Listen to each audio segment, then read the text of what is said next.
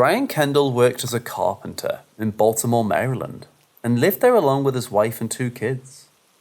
As the buzzy city life did not suit the family well, they decided to move back to the state of West Virginia, which was the place Brian and his wife Belinda grew up. After doing a thorough search, Brian stumbled upon a house in Slanesville, West Virginia. The house was an isolated single-story house present in the middle of the woods. The family liked the house and the solitude it brought with it and ended up moving into it in 1991. To protect the house, Brian brought an adorable black Labrador retriever and named her Coco. Coco slowly became a part of the family because of her friendliness, and she protected the kids ferociously. After moving into the new house, Belinda decided to invite her brother and his family and throw them a party. Belinda's brother had a small girl named Jordan, who had her birthday just a few days back, and Belinda decided to throw her a surprise birthday party. So, her brother's family reached the house and the surprise birthday party commenced. After the cake cutting, the adults went to the kitchen to have coffee, and the kids were playing in the living room. As they kept sipping on the coffee, they noticed something unnatural happen right in front of their eyes. They saw a helium balloon slowly descend from the ceiling with a stiffened thread. It appeared as if someone was pulling the balloon down, but they were not able to see anyone at the end of its thread. This balloon slowly drifted across the room until its thread reached Jordan. The balloon immediately caught Jordan's resistance, and Jordan turned around and said, "Thank you," looking at an empty space. She reached out, trying to hold the balloon, and when she almost got hold of the balloon, it ascended back onto the ceiling. Jordan got hold of the balloon's thread and continued playing like nothing happened. Belinda and the other adults were startled by this event and asked Jordan whom she thanked while getting hold of the balloon. The 3-year-old pointed to an empty corner and told them it was him. Although petrified, they convinced themselves saying that there was a leak in the balloon, and that made it drift across the room. And the invisible man that Jordan pointed to was her imaginary friend, which was pretty normal for the children of her age. But deep down, they knew that something unexplainable was behind this event. A few days later, Brian's daughter Blair asked him if he could accompany her for a walk through the forest on the backside of the property. Brian readily agreed, and along with his daughter, walked into the thick forest. After a few minutes of walking, the duo stumbled upon an odd sight. They saw a burnt vehicle right in the middle of the forest. It appeared someone had intentionally put the vehicle on fire sometime before. The vehicle was completely charred and it emitted an uncanny vibe. Brian asked Blair to stand back and walk towards this vehicle to get a closer look.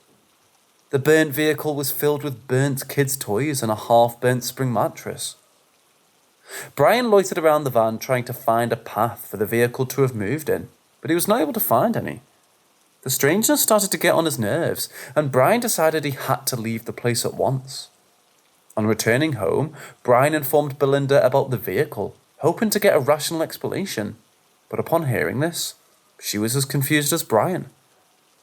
Brian was still working in Maryland, and this meant he had to travel multiple hours every day.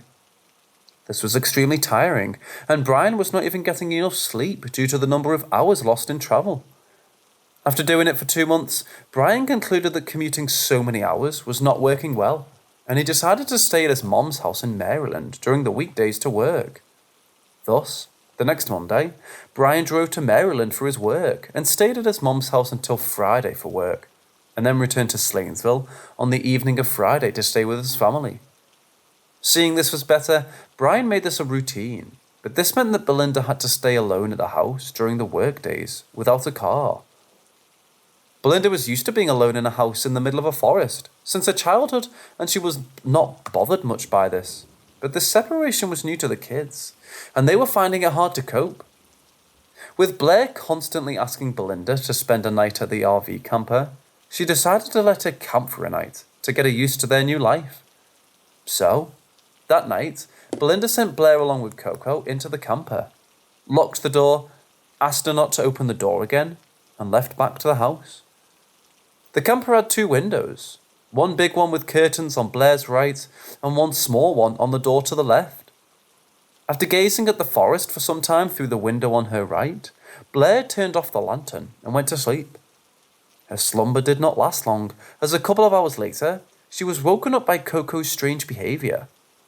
Coco was barking, looking at the window on the door, and acting as if she was petrified by something. As Blair looked through this window with her sleepy eyes, she noticed a figure move past the door.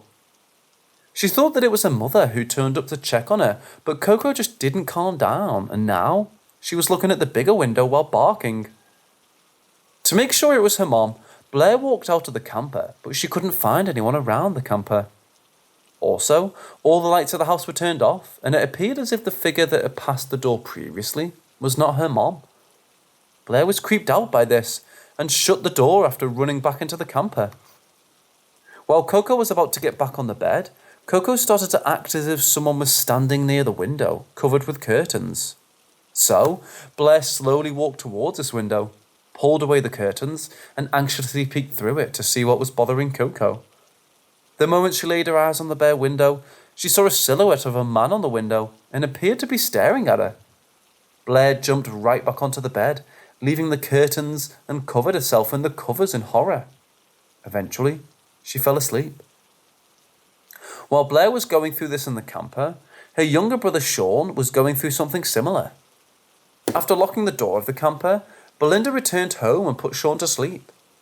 Sean was a 3-year-old who never woke up in the middle of the night after being put to sleep, but that day, he walked up to Belinda's room, claiming that there was a monster looking at him through the window in his room.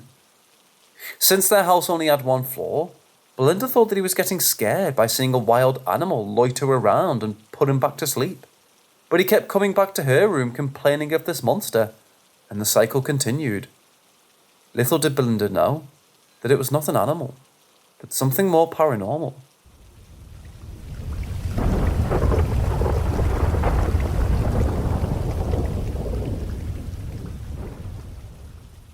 The next morning, Blair was relieved to find herself safe after the previous night's events. After waking up, she immediately rushed out of the camper and ran back to her house. While having breakfast, Belinda asked Blair about her camping experience, and Blair just told her that she did not like camping and did not want to do it again. With Blair blatantly shutting down her questions, Belinda stopped asking about the previous night. The remainder of the day went normally, and when it was time for bed, Belinda put Blair and Sean to sleep in their rooms and went to her room to fall asleep. That night, Belinda was woken up by a strange dream. In her dream, she saw a boy running away from the foot of her bed, and she saw him run out of the house. When she tried following him, she walked into never-ending lines of white clothes. She suddenly felt something on her foot and stopped. When she bent down to see what it was, she saw a clothespin stuck on her bare foot. Although not a scary nightmare, she woke up from her sleep and, realizing it was just a dream, went back to sleep. The next morning, she was folding the blankets and making her bed. She saw a clothespin near the front of the bed. She was shocked and confused, as the family did not own any clothespins. Belinda was not able to find a logical explanation for how it ended up being there. From sleepwalking to being controlled in her sleep, multiple thoughts kept running through her mind. Not being able to arrive at an answer, Belinda called her sister, asking for help. Hearing what she told, Belinda's sister told Belinda that the story of the house and her routine was starting to get the better of her, and offered to visit her house to give her a little time for herself. So, after her sister arrived at her house, Belinda left her kids under her care and walked into the forest behind the house to explore it. After taking a few steps, she stumbled upon a burial site with 4 small headstones. The headstones did not have any details on them, but their size and the spacing between them suggested that these could have been children. Creeped out by how close this site was to her property, Belinda immediately rushed back to her house. A couple of days later, Blair woke up without a reason in the middle of the night and found the curtains on a window pulled over. Since the incident in the camper, she felt uncomfortable leaving the windows uncovered, so she covered the window in her room with a curtain, and she was not able to understand how it was uncovered.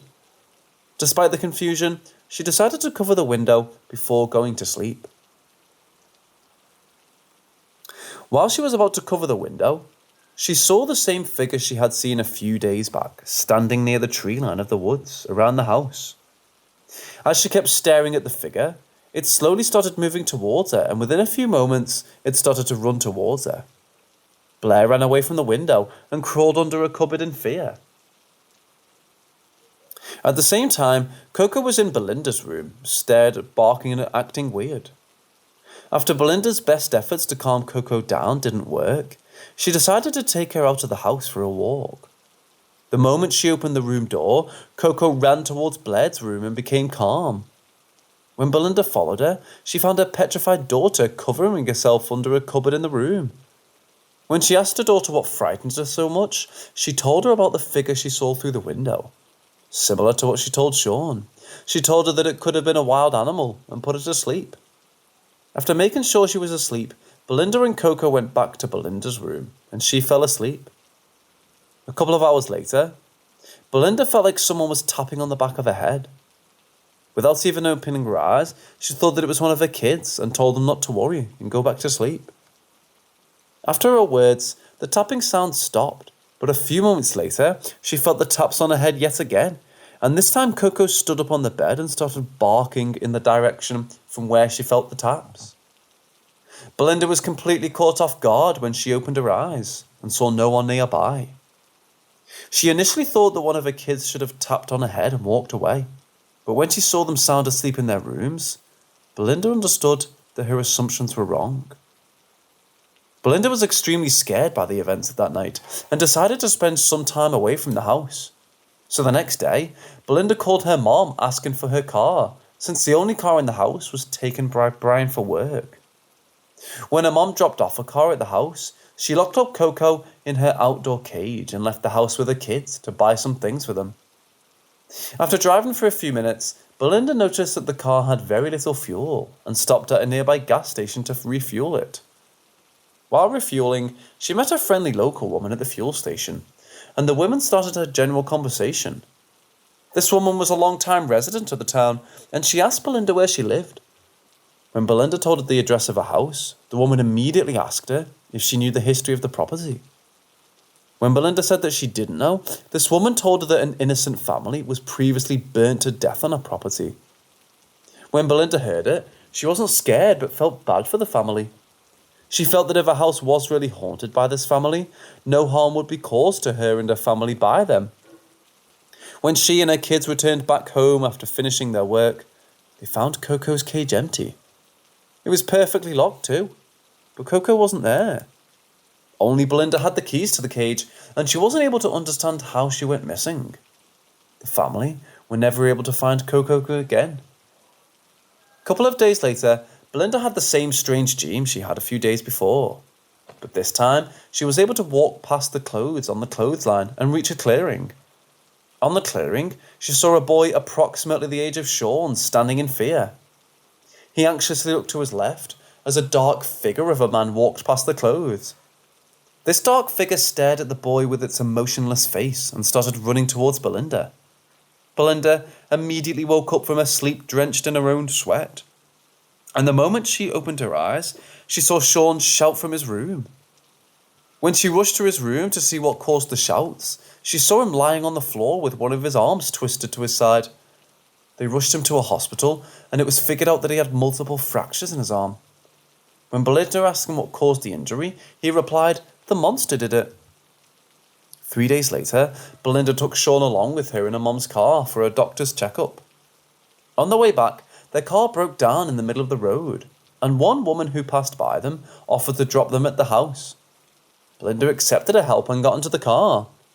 As Belinda guided her towards the house, the face of the woman turned pale. When she asked Belinda, "Do you know the history of your house?" Belinda responded saying that she knew about the burnt family.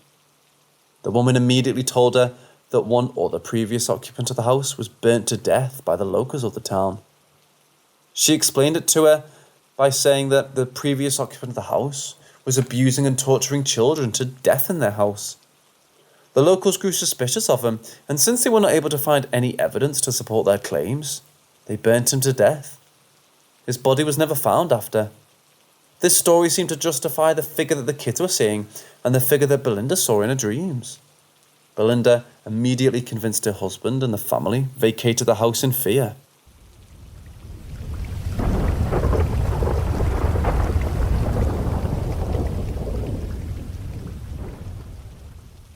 Damodar, an extremely intelligent and friendly 10-year-old boy, was adopted by Mr. and Mrs. Ketkar just after his 4th birthday in May 1923. He gelled well with his new family and quickly became one of them. He was living the life any poor orphan would dream of, until his 15-year-old biological elder brother named Krishna joined them in the summer of 1927. When Dr. Ketkar found Krishna, he was completely malnourished and lived in extremely bad conditions. Dr. Ketkar figured out that he was being exploited and overworked in a tea shop, and he arranged for Krishna to be put under the care of a clerk while attending school.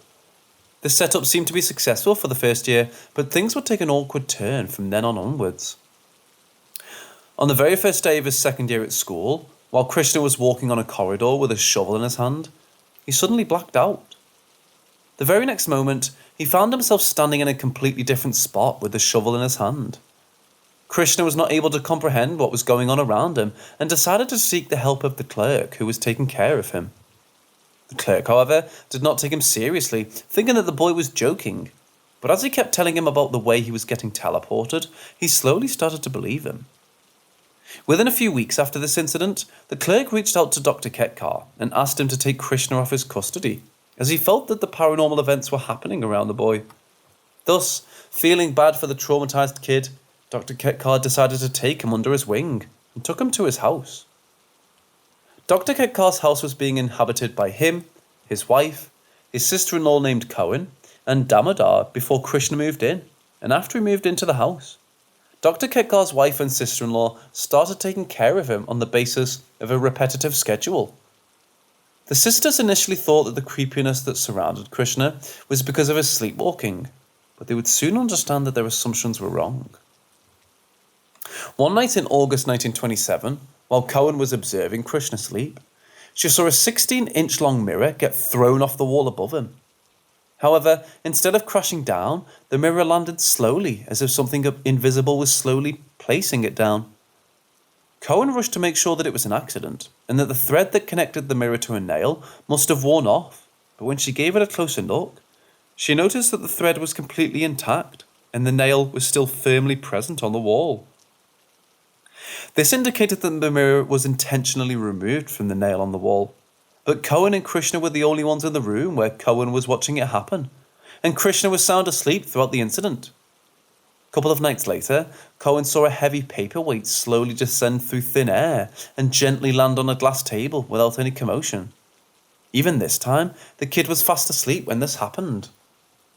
The same week, the family were woken up by a deafening banging sound, and it seemed to be coming from the room in which Krishna was sleeping. When they rushed to his room to see what caused the sound, they saw Krishna unconscious on the floor with the heavy wooden table he was sleeping on being turned 45 degrees towards him. He was surrounded by deranged furniture, books and apparel. When Dr. Ketkar brought Krishna to his senses, he told Ketkar that something had thrown him off the bed, and the impact he had while hitting the floor made him go unconscious.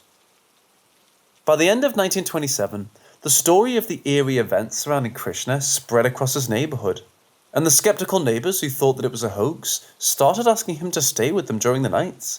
But these stays would not last for more than a couple of days, as the strangeness around him was too much for them. Things used to disappear around Krishna in broad daylight, only to reappear at a completely different spot later. Also, coins used to sporadically fall out of thin air. In early 1928, the activities that surrounded Krishna started happening around his younger brother, Damodar.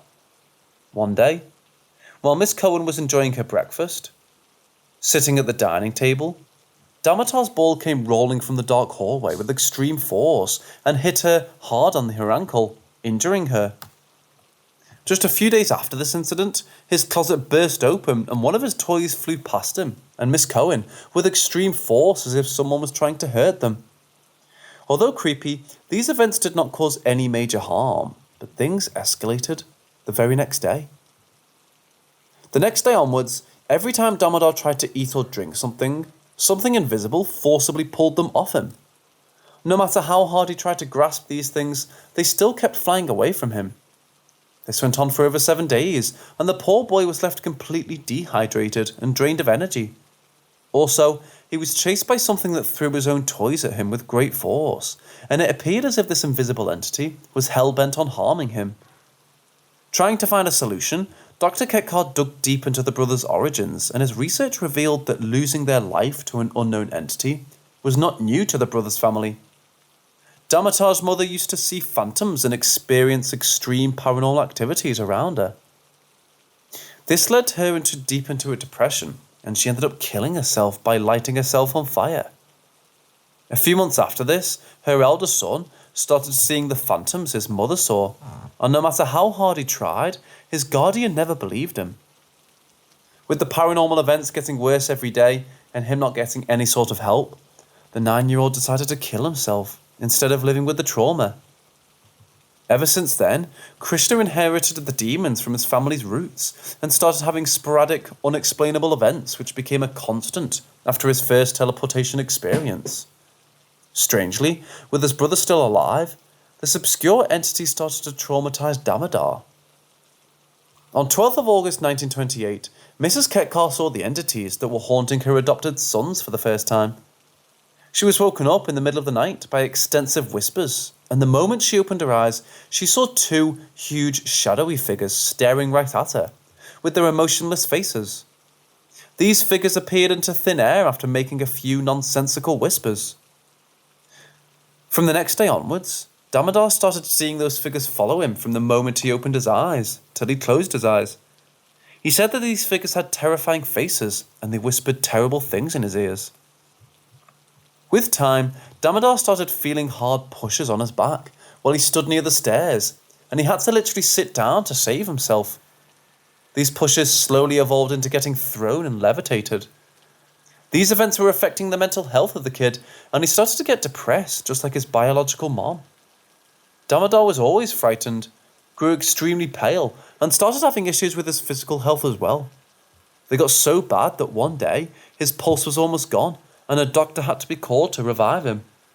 The doctors, despite multiple checkups, were not able to find any underlying cause, as Damodar appeared to be completely healthy, both mentally and physically. Multiple exorcisms were performed on the kid, but it only made things worse. In August 1929, the entity grew even more violent as thick bite marks filled with thick, bubbly saliva started appearing on Damodar's neck, legs, and hands. He was also brutally scratched by the entity, which left his body covered with horrific, bloody scratch marks. Damodar's baby sister, who was also adopted by the family just a few months back, was strangled by this entity with her own hair and almost died. A couple of more exorcisms were performed, but nothing seemed to help the boy nor find what had latched itself to him. There were multiple claims made by the exorcists, but they remained just claims. The story of this terrible haunting appeared in the 1930 issue of the American Society of Physical Research, and what happened to Damodar and his siblings after that remains a mystery.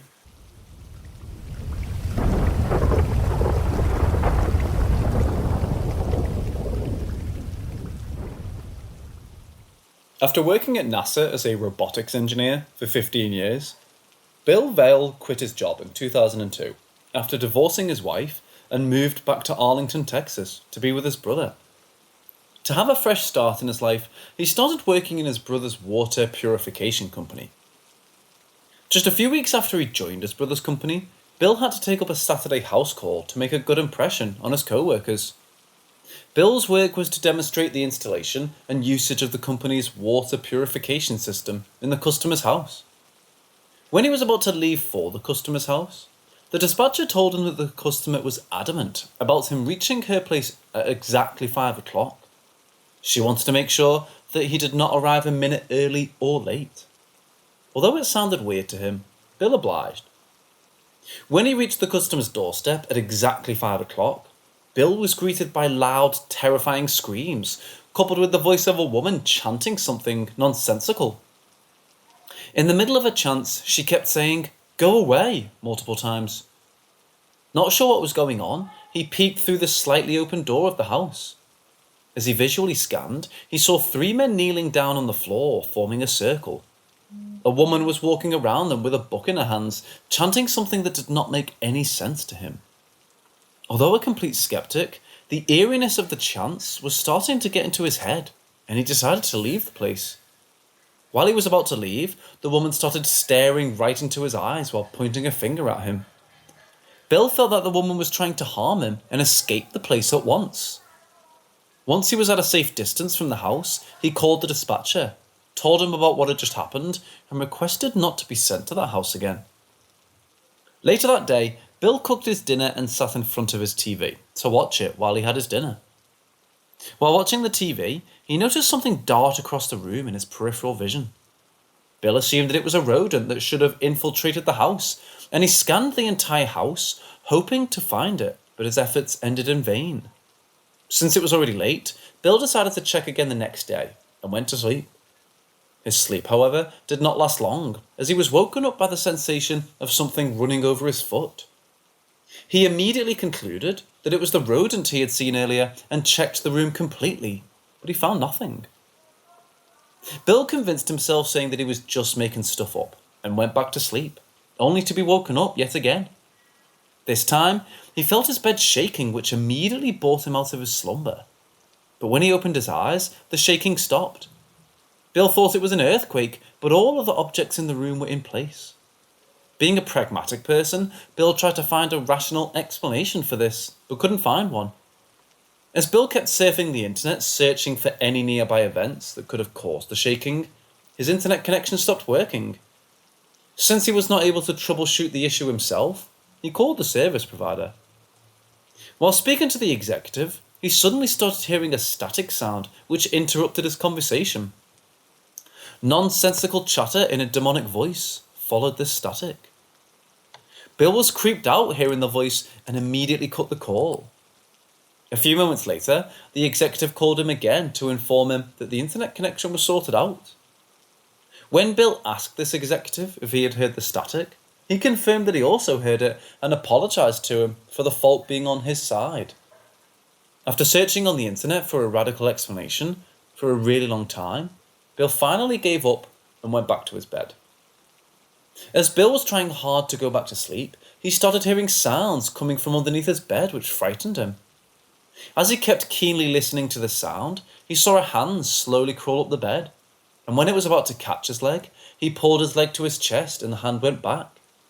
Bill got into a fetal position and spent the rest of the night in fear. The next day, Bill did his best not to tell anyone about the weird events in his house, as he felt people would not believe him. He returned home later than usual and left the lights turned on for the night.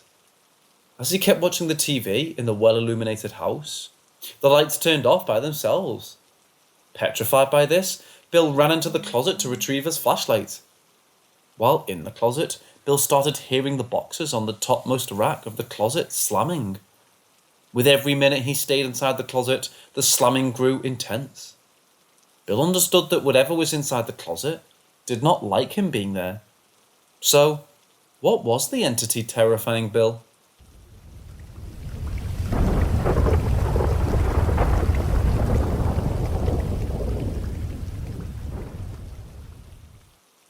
Terrified by the slamming, Bill rushed out of the closet, called his brother Bob, and asked him to come to the house. When Bob arrived, Bill asked him to go to the closet without saying anything. Although Bob initially refused to go in, as it sounded weird, he eventually gave in to his brother's pleas. So, Bob got into the closet, turned off the light and shut the closet door. While he was standing inside the closet filled with darkness, he started feeling hard hits on his head and legs. When he instinctively turned on the lights to see what it was, he found nothing. Creeped out, he immediately got out of the closet, but instead of telling Bill what he experienced in the closet, he told him everything seemed to be fine inside it in order to not creep his brother out. Bill, however, felt terrible hearing this, as he felt he should have conveyed the events better to his brother. After his brother left, Bill called one of his close friends named Michael to tell him about the things happening around him. Michael was caught off guard hearing Bill rant about the paranormal events occurring around him, as something of this sort had not happened before.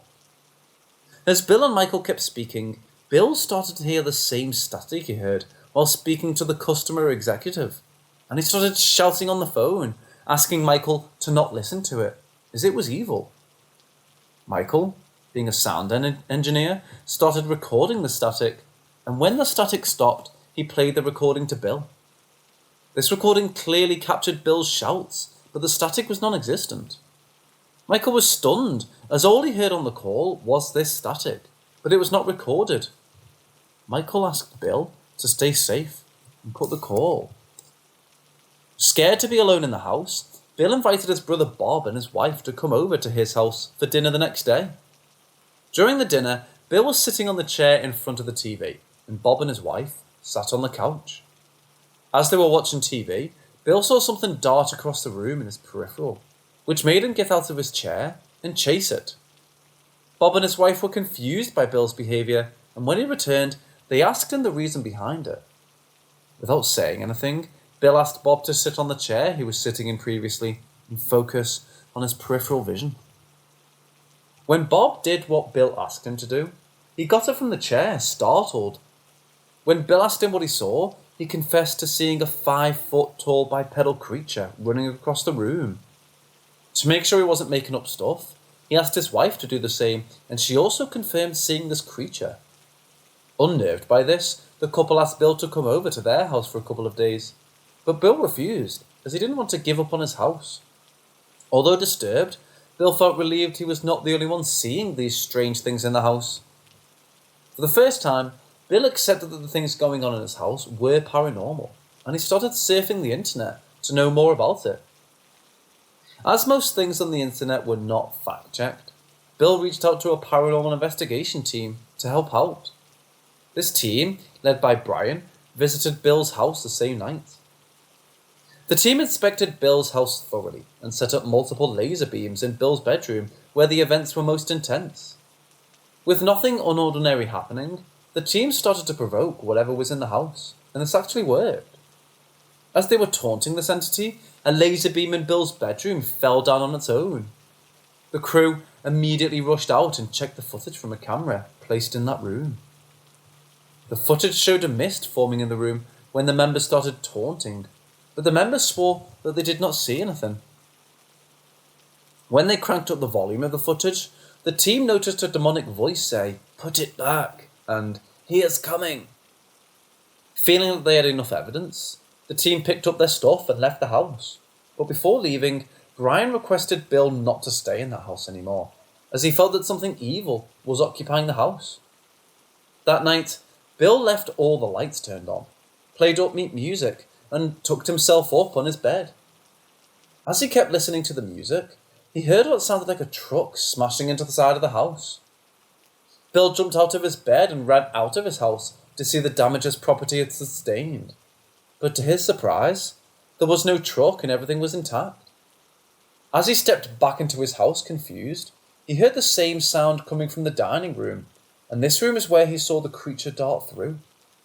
He rushed into the dining room to see what was causing the sound, but he found all the things in place, as if nothing had happened. Before he could gather himself, he heard the car alarm go off outside the house. At this point, Bill understood that the creature in his house was messing with him, and he decided to confront her. When he started screaming at the top of his voice, asking the creature to show itself, he started hearing the crashing sound from his bedroom. He ran into his bedroom to fight this thing, but he saw nothing. Similar to the dining room, all the things were intact, but unlike the previous time, the crashing sound did not stop when he entered the room, and the deafening sound continued. The loudness of the sound kept increasing as Bill knelt down on the floor, covering his ears. When the sound finally stopped, Bill got back on his bed and decided to sleep. As he was lying on his bed trying to sleep, he saw a 6-foot-tall figure come out of his bed. It stood near the foot of his bed, staring at him, and after a few minutes it crawled on his bed until its face was right in front of his. Without breaking eye contact, the figure opened its mouth to reveal its huge tooth, grunted loudly, and disappeared. The next morning, Bill woke up with deep scratches on his chest and back. Things moved from bad to worse as the creature became more violent. Waking up with scratch marks became a routine for Bill, and he was even hospitalized a couple of times. Also, random things were sporadically thrown upon him by something apparently invisible. Bill felt as if he was never alone in the house, and he constantly saw shadow figures and apparitions darting across him. Despite doing multiple exorcisms on himself and his house, things never got any better. When asked why he did not sell the house and move on, Bill said that he did not want anyone else to go through it. As Bill kept researching demons, he got to know more about exorcism and possessions. It was then he got reminded of the strange encounter he had at a customer's house where the lady was chanting something nonsensical. And giving a deeper thought, he understood that the lady was exorcising the three men kneeling near her, as her chants resembled the chants he had heard in a few exorcism videos. He understood that the woman was used to him as a vessel to hold the demons she drove out of the house, out of those three men.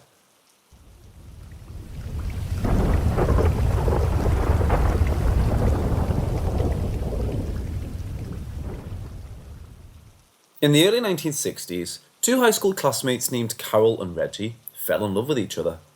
They were inseparable and seemed to be perfect in every sense, but they broke up after completion of high school as they had different ideas about what the future should hold.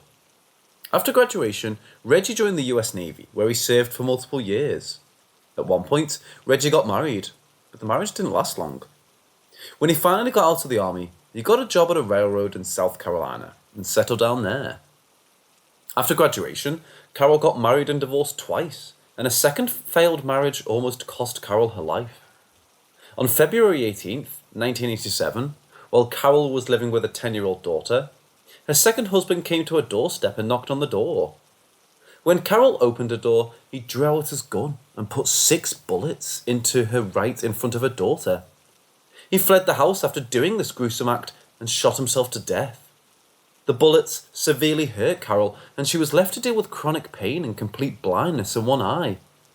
After almost 8 years after the traumatic experience, when Carol was finally starting to get back on her feet, she was diagnosed with liver cancer.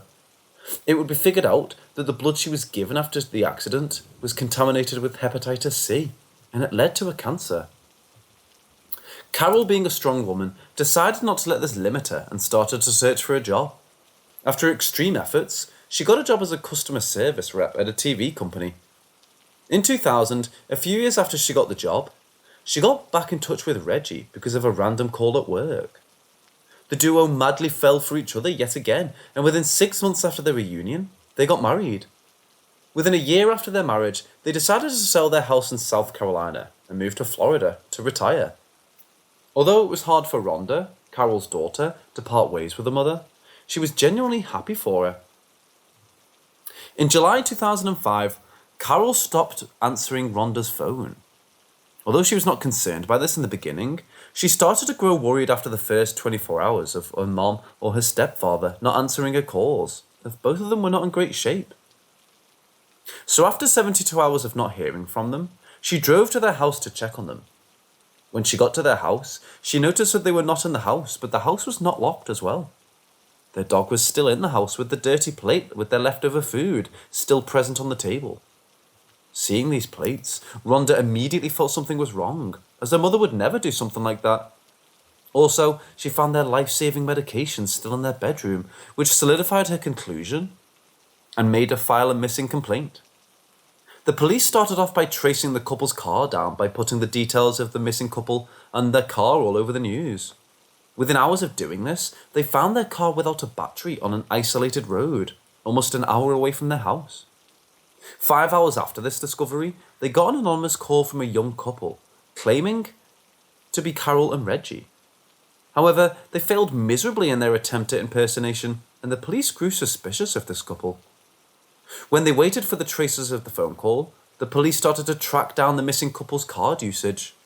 While doing so, they found that a man who appeared to be in his early 20s was using their card even after their disappearance. Although his face was not visible on the cameras, the police were able to get a brief understanding of how this man would look like. Although the traces showed that the phone call was tied to a fake address, the police found out that the same number was used to book a rental car.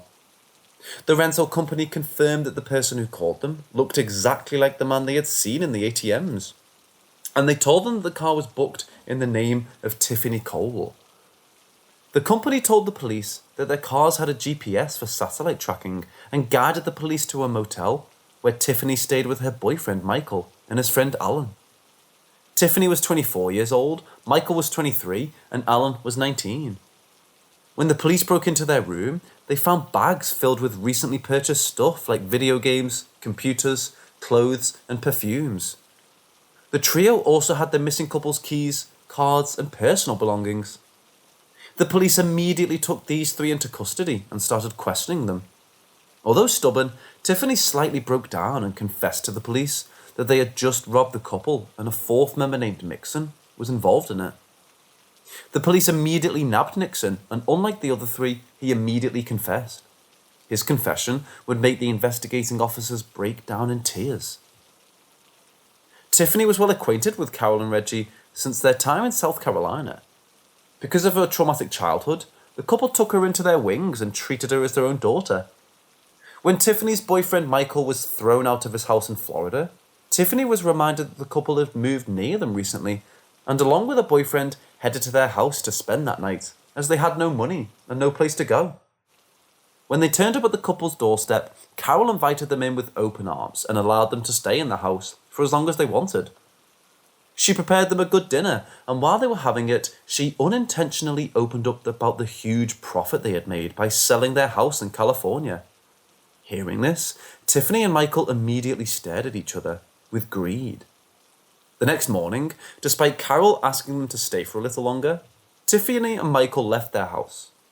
From that moment onwards, they started plotting to rob Carol and Reggie. A month later, after gathering 2 more people to help them with their crime, Tiffany and Michael decided to proceed with the robbery.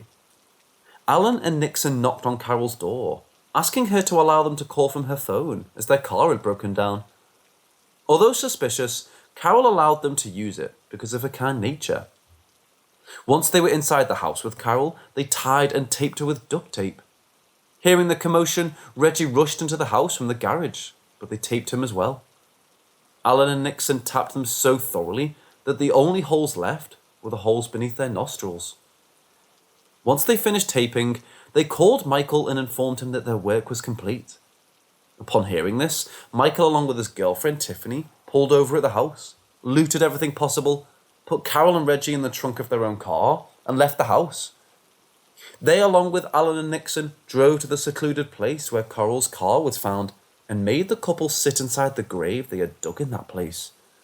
By now, Carol and Reggie were drained out and hugged each other, hoping for their plight to end soon. After extracting every possible thing from them, Tiffany tore off Carol's jewelry from her face and started burying them. They slowly started filling the pit with dirt and mud as the couple squealed in anguish. The 4 of them seemed to enjoy their suffering and continued filling the hole until the mud reached the mouth of their tilted head. Then they let them take a few painful breaths before putting mud right into their mouth and noses to choke them. Nixon told the police that, even after completely filling the hole and levelling the ground, they still heard the dampened sounds of Carol and Reggie gasping for air. Because of disclosing the burial site, Nixon was granted a life sentence, while the other 3 were sentenced to death.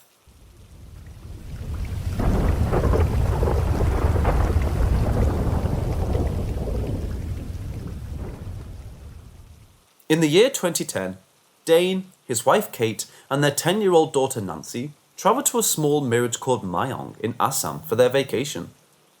Although the initial place was a different one, Dane had to change his plans because of his daughter's pressure. After packing all the essential things needed for their 1-week trip, the family boarded their flight to Assam. When the flight landed and the family got into the cab for their 30-kilometre journey, Dane felt that travelling to Assam was a really good decision. Being a wildlife photographer, Dane instantly fell in love with the greenness that surrounded him. Not just Dane, but both his wife and daughter liked the place a lot. Mayong is a popular tourist spot because of its rich wildlife, archaeological heritage, the interesting culture of its people, and adventure and river sports. Keeping the good things aside, Mayong is also a hotspot for dark magic and is regarded as the most haunted village in India. The village is surrounded by eerie stories of people disappearing into thin air, people being turned into animals, and much more. In one such story, it said that almost 1 lakh horsemen of an invader named Muhammad Shah disappeared during the 1330s because of black magic and witchcraft, without leaving a trace behind. Most of its inhabitants know and practice black magic, and the village has many doctors named Ojar who use black magic and witchcraft to treat illness. They're said to have ghosts working for them as assistants. Black magic had been practiced so long in this village that these practices have been recorded in many ancient books. These books can still be found in the Mayong Central Museum and Emporium. Human sacrifices to goddess Shakti for attaining different powers of black magic have been practiced throughout the history of the village, and some, like Dane, claim that it's practiced even now. Coming back to the story, Dane and his family went to sleep quite early that day due to their tiring journey. The next day, Dane got up early in the morning and decided to venture out into the forest near his resort to get a good glimpse of the village's flora and fauna before the other two woke up. But when he almost got into the tree line, the resort manager came rushing to him and warned him not to go into the forest alone.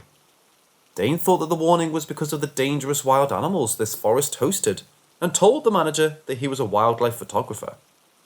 But the manager told Dane, "Sir, the things that happen inside these forests are deadlier than the most dangerous animal. Please don't go inside." Dane was intimidated by his statement and decided to go back to his room. Later that morning, the family went to the Pobitoro Wildlife Sanctuary, just as planned. The beauty of this sanctuary mesmerised the trio, and Nancy, being a little girl, loved seeing the enormous one-horned rhinos in person. The place was so engaging that before the family could realise it, the sun had already begun to set. When they returned to their room after a memorable day, Dane and Kate put Nancy to sleep and sat beside the window, gazing at the breathtaking beauty of the forest as it shimmered in the moonlight. Romantic tension started to build up between the couple, and Kate leaned in to kiss her husband. While she was about to plant her lips on Dane's, she saw something weird near the tree line, which is around 100 meters away from their resort, and it made her speechless. She saw a couple of naked women staring right at her with eerie, emotionless smiles. With Kate's face turning pale, Dane understood that his wife was scared of something she was skiing. When he slowly tilted his head to see what was frightening her, he saw these two naked women staring at her. One of the two women seemed to be gesturing something which was not clear because of the distance. He instantly opened his phone camera and used the telephoto sensor to see what they were gesturing. What he saw caught him off guard. The naked woman gestured to a baby and then gestured cutting off its head. Before he could recollect himself, the woman magically disappeared. To make sure he wasn't the only one seeing this, Dane slowly nudged his still speechless wife's shoulder to ask if she saw it too. Kate was brought back to her senses by the nudge, and the very next moment, she hugged Dane tightly in fear and started crying. When Dane asked her what happened, she told him, "Those ladies gave me visions of our daughter's suffering. They...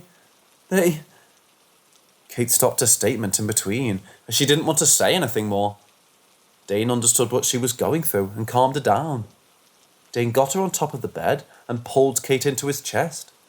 He started tapping on her back to put her to sleep, but it didn't work, and the remainder of the night was filled with their sleeplessness. When the sun almost dawned, Kate requested Dane to cut the trip short and return back to their home. Dane, being a loving husband, listened to his wife and agreed to return back to their house, even though he was not completely okay with it. But unfortunately, the flight tickets were sold out for that day, and they were forced to stay in the village for one more day. This day it turned out to be a dreaded one for them. The couple sternly told their daughter not to leave the room for anything. They tried their best to stay awake and take care of their daughter, but because of not sleeping the previous night, they eventually dozed off. When the time was around 4 p.m, Dane woke up because of his urge to urinate. The moment he opened his eyes, he instantly searched for his daughter to make sure she was all right. He was relieved seeing her lying next to her mother, and he went into the washroom. When he walked out of the washroom, he found his daughter missing with the main door wide open. Thinking that she might have gotten out of the room, he ran towards the open door, but when he was about to leave the room, the door shut on its own. Dane pulled the door with all his strength, but the door was firmly held in place by a strong invisible force. Kate woke up from a slumber due to this ruckus, and seeing that her daughter was not by her side, she immediately ran towards the window, through which she saw those women from the previous night. As she peeked through it, she saw her daughter walk towards the tree line in a trance-like state. On the tree line stood those naked women whom she saw the previous night. Kate understood that something was terribly wrong and joined forces with Dane to try and open the door, but it just wouldn't open. With her eyes still on the window, Kate noticed that her daughter was almost into the woods. The vision she saw the previous night reflashed in Kate's head at that moment. In a vision, she saw her daughter going into the woods after being lured by those naked women. Once she was deep into the forest, these women abducted her and took her to an eerily strange place in the middle of the forest. This place had a huge altar in the middle, surrounded by a circular wall of trees.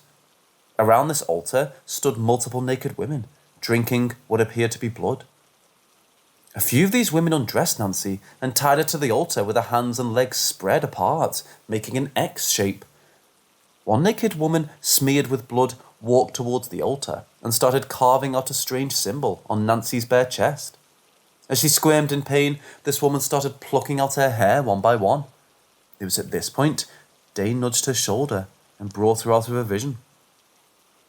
Seeing her vision starting to happen in real life, Kate jumped out of the window to try and save her daughter, as the door was not opening. Since their room was only on the first floor of the resort, Kate did not sustain any major injuries. Seeing her daughter walk into the forest, Kate ran towards the forest with blood oozing out of the cuts made by the broken glass on her body.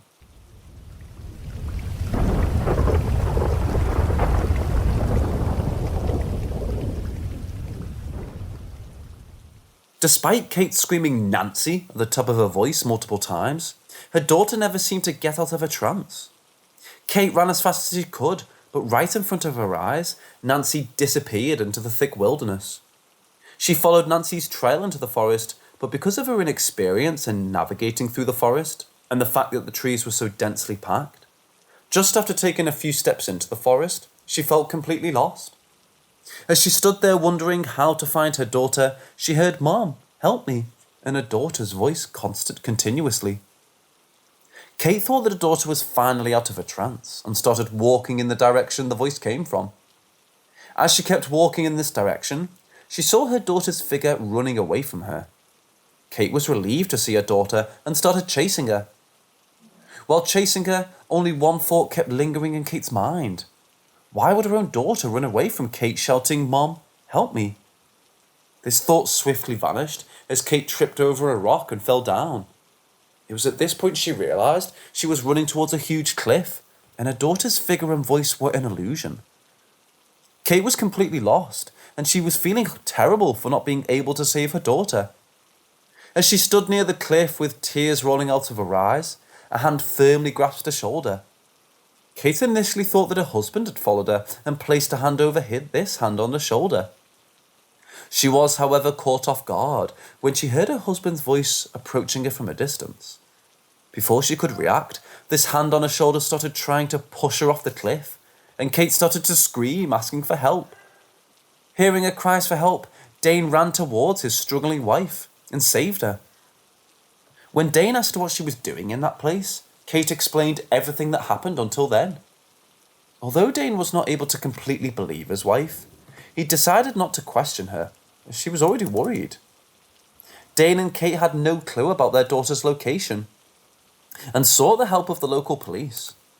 Dane was able to speed up the investigation with the help of his friend, who was an ex-policeman, but not even the police's canine units were able to trace Nancy. After searching continuously for over 6 hours, the police decided to resume their search the next day, as it was already 10 p.m. After the police left, Dane and Kate went back to their room helplessly. As Dane sat near the repaired window looking at the forest in which his daughter went missing, he noticed flocks of birds flying off the trees in the middle of the forest.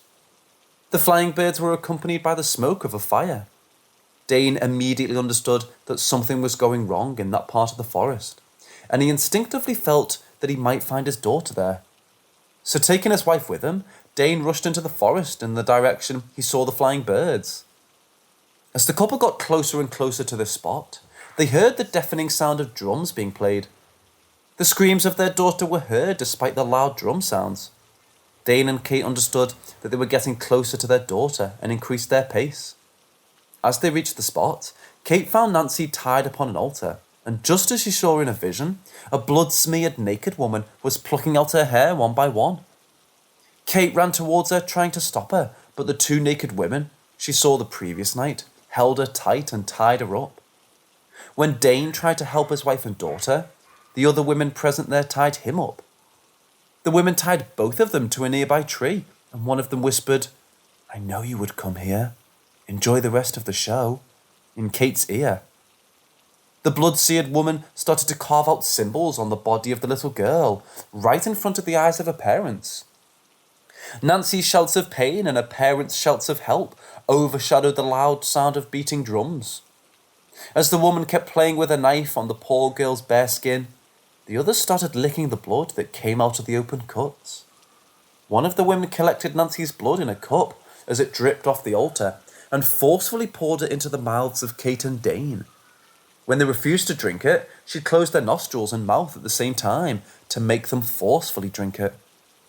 When Kate and Dane closed their eyes to stop seeing the torture their daughter was going through, this woman who forcefully fed them the blood opened their eyelids forcefully and firmly held them open.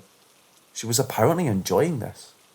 The couple were completely drained and had no strength to even shout for help as they helplessly watched their daughter suffer.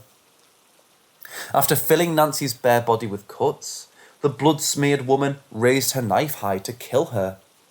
Dane shouted, "Don't do it, please," with his already dry throat, but she just wouldn't listen.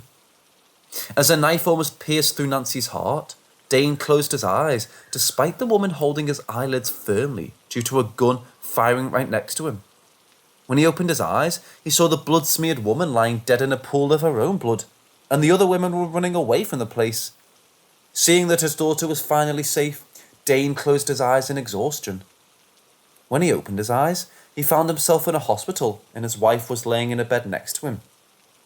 He immediately got out of his bed and rushed out of the room he was kept in to make sure his daughter was safe. When he got out of his room, he was greeted by the face of the resort's manager. He asked Dane to calm down and told him that his daughter was stable after treatment. He walked him to the intensive care unit of the hospital, and Dane confirmed that his daughter was indeed safe. So, how did she miraculously survive? Seeing Dane rush into the forest, the resort manager called the police, asking them for help. When the police finally arrived, he led them into the forest in the direction he saw Dane and his wife run, and they eventually reached the place where they were held captive, right before Nancy was about to get killed.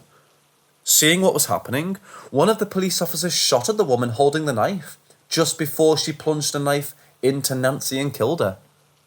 Before the police untied Nancy from the altar, all the naked women present there had already disappeared, including the woman who was shot dead. Although it was strange, the police started to save Nancy's life first, as she was already turning blue because of the blood she was losing. So they immediately rushed Nancy, Kate and Dane to a nearby hospital and saved Nancy's life.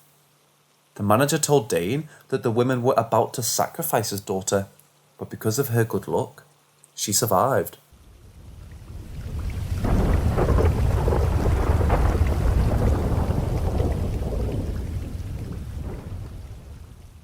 I figured I'd share some of my personal experiences. I wouldn't say these are the most exciting stories out there, but I hope someone enjoys reading. For as long as I can remember, there have been weird things happening around my house, but nothing nearly as malicious as this aside from one other time. I have two others that involve this occurrence, so I'll tell you about those almost like a mini-series. This particular story happened quite a few years ago, when I was in middle school. My brother used to have a drum set in his room upstairs for years. It wasn't abnormal to hear my brother playing them from down the block at times, because they're so loud, and the sound would travel around my neighbourhood. I had just gotten off the bus and was walking home from school, all the while hearing my brother practicing. I had my earphones in and could still clearly hear him playing before I even reached the house. I went along with my usual routine, unlocked the door, walked inside, sat on the couch, listened to music and relaxed. After about 15 to 20 minutes, I finally got a text from my dad, asking what me and my brother wanted for dinner. My dad worked late, so it was normal for us to be home alone for a few hours. I took my headphones out and walked upstairs. Once again, the whole time clearly hearing the drums as loud as ever. I opened the door and immediately they stopped playing. I didn't think anything of it because the drum set faced the doorway, so whoever sat there could see me open it and walk in. I was looking down at my phone and I began to speak, but as I looked up, I realised nobody was there. I walked further into his room to check to see if maybe he left the TV on, or maybe even his radio that he kept next to the bed. Neither of them were on, so I decided to walk all the way to the back of the room where the drums were. I was standing behind them and checked to see if the drumsticks were still tucked away in their pouch. And as soon as I saw that they were, I felt this intense feeling of dread. I was in total flight mode. It felt like something wanted to hurt me, and where I was on the furthest end of the room against a wall. The best way to describe that is like a looming dark was cast over my head. I ran out as fast as I could, across the room, down the stairs, and back onto the couch. I obviously realised I was home alone, completely confused and scared. I've only felt that sensible to dread a few times in my life. I didn't tell anyone about what happened for months. I was so scared nobody would believe me, until the next time something odd happened with the drums, and I wasn't the only one to witness it.